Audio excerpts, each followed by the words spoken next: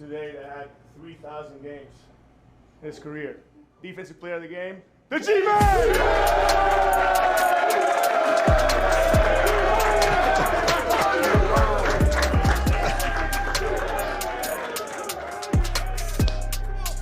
Oh my God.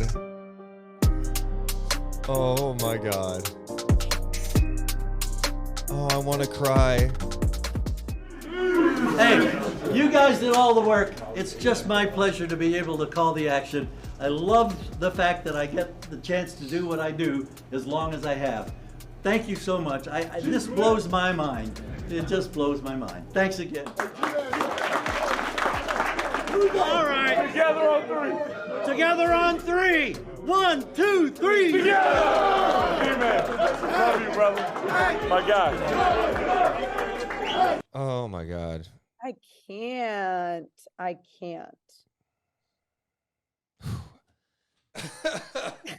Oh. He just deserves it. I don't know why I'm crying, because it's like I'm crying too. a Stop. fucking chain, and I'm crying. Yeah. It's like he deserves this good basketball more than anyone in this damn city. Truly. Yeah. It's not. So for the audio people, he got awarded a game ball. Every player signed it. He also had a G-Man Kings jersey with 3,000 on it, and then they give him defensive player of the game for him to do all that. Yeah, I mean, I guess that's where we should go next. As you can tell, both of us very emotional when we talk about G-Man because of how special of a person he is. And, you know, I've had the privilege to work with him for over a decade, and he's obviously great at what he does. I mean, he's been doing this now 38 years, and just how he approaches it. I mean, you just see with this passion. He's done everything as a broadcaster. He got into this game as a broadcaster when he was a teenager.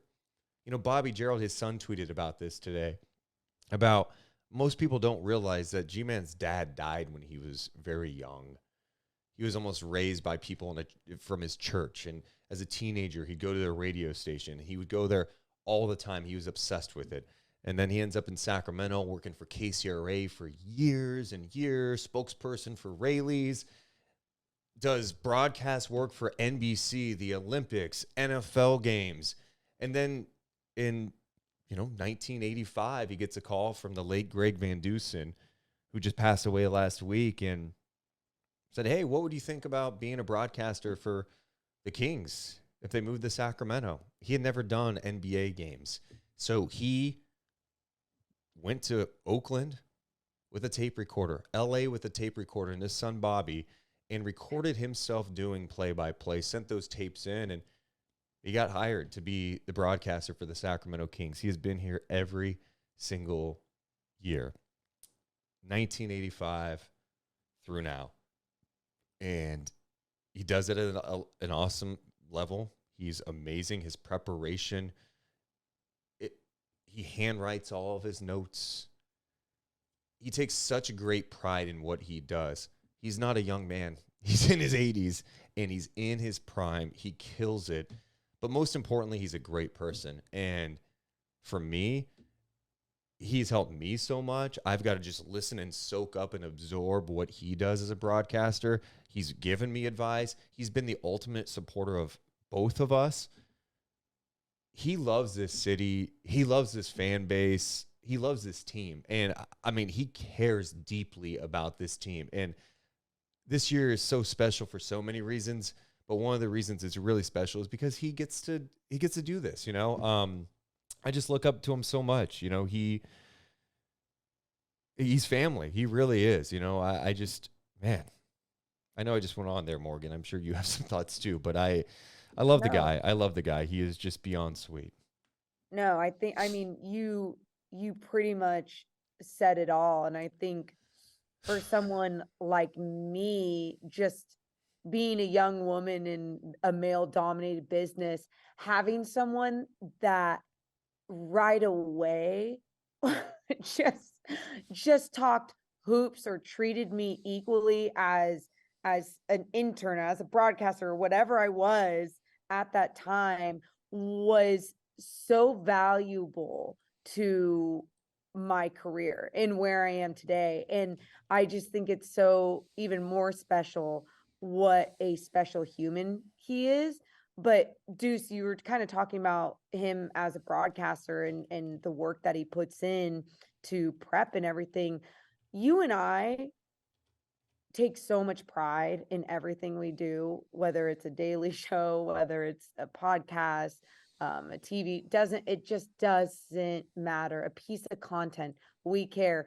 And when you see someone like G-Man who is as passionate as he is from when he first started in 1985 to now through the shittiest games he's probably ever has witnessed in his life to some of the best, it just shows you what type of professional he is, what type of human he is. And we are just so damn lucky to have him here in Sacramento. Yeah, and you said it on the broadcast tonight. The games that Kings fans turned off, you still had to watch the whole thing.